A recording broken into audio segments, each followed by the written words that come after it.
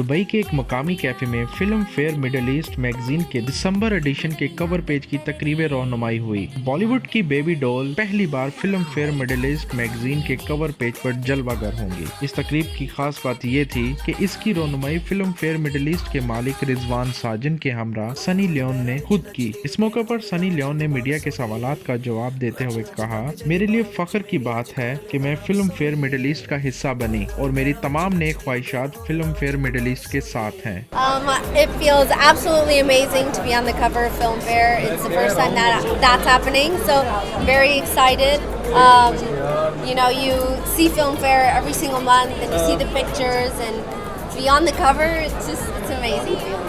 Exciting, and I feel very honored and very proud to be a part of Filmfare. Report Rana Rizwan, जज्बा news, Dubai.